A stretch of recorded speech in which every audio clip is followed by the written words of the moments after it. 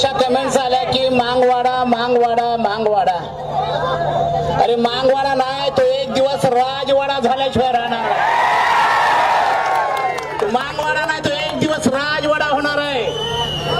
आणि लिहून घ्या पाना पानावर, ह्या महाराष्ट्राची सत्ता फक्त शेड्यूल कास्ट पैकी मांगच घेणार. ह्याच्यामध्ये माझ्या मनामध्ये दुमत नाही. काय लोक म्हणतात उपवर्गीकरण झालं तर घटनेची मोडतोड होणार. कुठला अभ्यास आहे तुमचा हा? कुणी शिकवलंय तुम्हाला हे?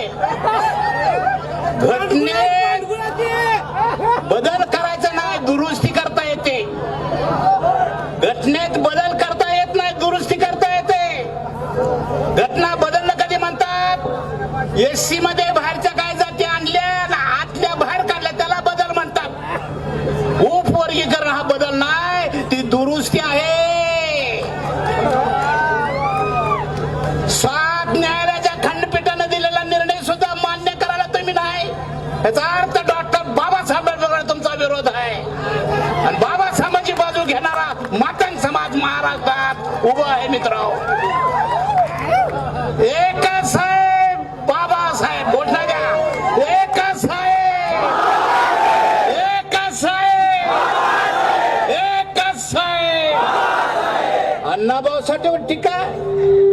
अण्णाभाऊ साठे काय म्हटले? संघाच्या त्या शिंगाचे गोंडे तोडाया, कामगारांनो शेतकऱ्यांनो कष्टकऱ्यांनो उठा, संघाचे भूत गाडाया.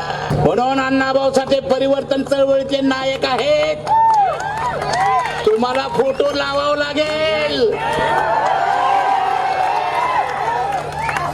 त्या महात्मा फुलेंना आधार देणारे आमचे लहुजी साळवे,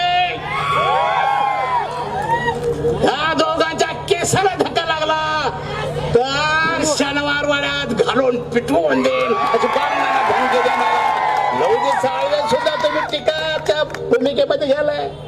अरे ती आमची अस्मिता आहे. लहुजी साळवे अण्णाभाऊ साठे आमची अस्मिता आहे. त्याचं तर जतन करा की म्हणा. तर जर आमच्या अस्मितेला धक्का देत असाल तर मग ही लढाई आरपारची आहे.